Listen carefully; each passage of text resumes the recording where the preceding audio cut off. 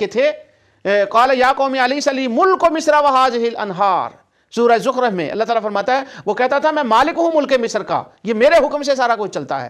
تو چونکہ وہ ملکیت کیا اپنے اندر جو اسبات کرتے تھے ان کا وہ رد تھا، اس کی آگے جا کر تفصیل آتی ہے۔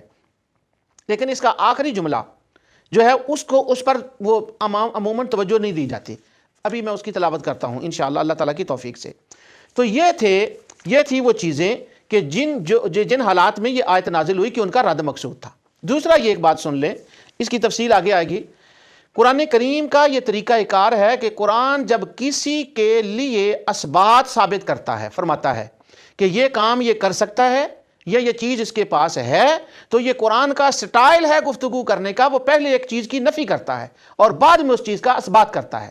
اس کی مثال یوں ہے، اس کو کہتے ہیں لا اور الا کی بحث۔ الا کی ورڈ ہے تو قرآن کے کی ورڈ سمجھنے چاہیے۔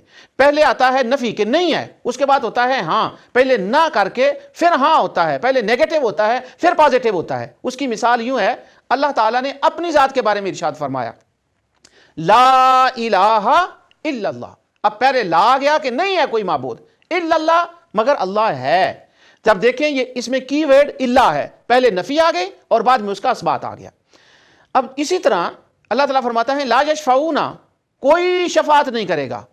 اب اس کے بعد الا آ گیا تو وہ کنسیپٹ چینج، مضمون چینج ہو گیا۔ لا یشفعون، کوئی نہیں کرے گا شفاعت الا لمن ارتضی، ہاں وہ شفاعت کریں گے جن سے خدا راضی ہے۔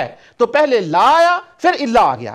اسی طرح لا یملکون الشفاعۃ الا من اتخذ عند الرحمن عہدا، کوئی شفاعت کا مالک نہیں مگر وہ جن سے اللہ نے عہد کیا۔ اب یہ آیتیں جتنی میں نے تلاوت کی ہیں یہ لا اور الا کی بحث ہے۔ پورے قرآن میں آپ اس کی ورڈ کے ساتھ آیت کو پڑھ لیں، خواہ وہ خدا کی ذات کے بارے میں ہو یا مصطفیٰ کی ذات کے بارے میں ہو، وہ خواص کے بارے میں ہو، عوام کے بارے میں ہو، اسی طرح آئے گا، پہلے اس کی نفی آئے گی بعد میں اس کا اثبات آئے گا۔ تو فرمایا لا املک لنفسی نفعا ولا ضرا، اب پہلے لام آ گیا ہے کہ لا املک، کہ کہہ دو نہیں ہے، نہیں ہوں میں مالک اپنی نفع اور اپنی جان کے لیے نفع اور نقصان کا، تو یہ نیگیٹو پہلے آ گیا۔ اور پازیٹو کیسے آیا؟ الا ماشاء اللہ، ہاں میں نفع نقصان کا اپنی ذات کے لیے اس چیز میں مالک ہوں جو اللہ نے اپنے کرم سے مجھے عطا فرما دیا، جس کا بنا دیا، الا ماشاء اللہ، جو اس نے چاہا۔ تو پہلے نفی اور بعد میں اسبات میں۔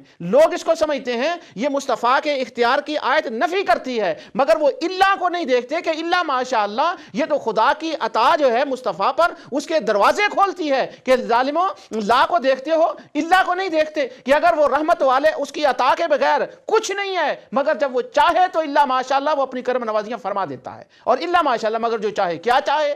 اب پہلا جو نفی ہے اس کا اسبات ہے، مثلا لا الہ، کوئی معبود نہیں، تو نفی کس کی ہے؟ معبود ہونے کی۔ اور الا آ گیا تو کیا ہوا؟ الا اللہ، معبود کون ہے؟ اللہ۔ جس چیز کی پہلے نفی تھی بعد میں اس کا اسبات آ گیا۔ اسی طرح اس آیت کے اندر لا املک لنفسی نفعا ولا ضرا، نہیں ہوں اپنی ذات کے لیے مالک، نفی آ گئی، اور الا ماشاء اللہ، مگر جو اللہ چاہے۔ اب جس چیز کا پہلے انکار تھا اس کا اقرار ہو گیا کہ وہ اللہ کے چاہنے سے وہ نفع نقصان کے مالک ہیں،